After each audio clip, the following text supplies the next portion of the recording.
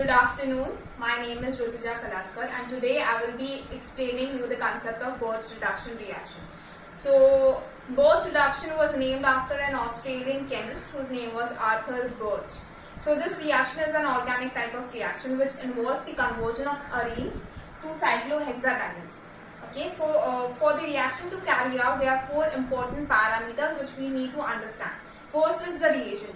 The reagent which we use here is the solvating metal, that is the alkali metal, which may be lithium, sodium or potassium, which is mixed in liquid ammonia at a temperature that is minus 33 degrees Celsius. Second point here we need to understand is it is a temperature sensitive reaction. The optimum temperature here is minus 33 degrees Celsius. This is the temperature in which the ammonia remains in the liquid state. So if there is any exceeding, there may be increase or decrease in temperature that causes variations in the reaction and we could not get the optimum product. The fourth point here is how the reaction is started. It is also known as actuation. So by the attack of the solvated electron. So how this solvated electron is formed? It is generated by dissolving the alkali metal in liquid ammonia. Now the fourth point here is the reaction occurs after the attack on the benzene ring and all. But here we get is the Birch reduced product which is obtained. So here the conjugated dienes are reduced to 1,4-dienes and the aromatic compounds get partially reduced. Now we will be continuing about the reaction on mechanism. So let's come to the reaction and mechanism part. So in the reaction, the starting material we have here is benzene, which in presence of lithium or sodium, which are the alkali metals, and the liquid ammonia, and are also with the alcohol. Alcohol here which is used because of its excellent solubilizing property, and it is also known as the evergreen ethanol. This takes place for the reduction purpose, which is where the benzene is converted here to 1,4-cyclohexadiene or 1,4-dihydroproduct.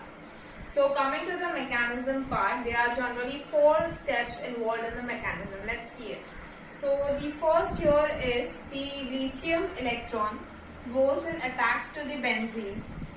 Now the benzene has a pi bond here, which has 2 electrons. It breaks the pi bond, due to which the one electron moves to this carbon number here and the second electron moves to this side here.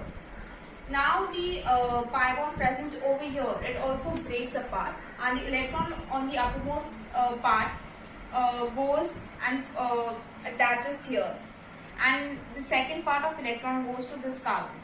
Now this is step 1 reaction where the formation of the resonance stabilized radical anion takes place. Now this is a radical anion.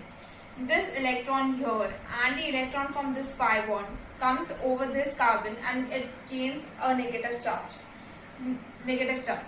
So after which the alcohol comes along. Due to the negative charge, this carbon atom extracts the hydrogen which is present on this alcohol and it forms a bond. So this bond here, this product is known as the radical. This takes place by the step 2 where there is the acceptance of the proton from the alcohol to form the radical number 2 here. Okay. Now we still have the electron from this pi bond which has been broken out. So there is this radical present over here. So there is another molecule of lithium which goes and attacks this carbon, and at this time it attacks this position of the carbon atom.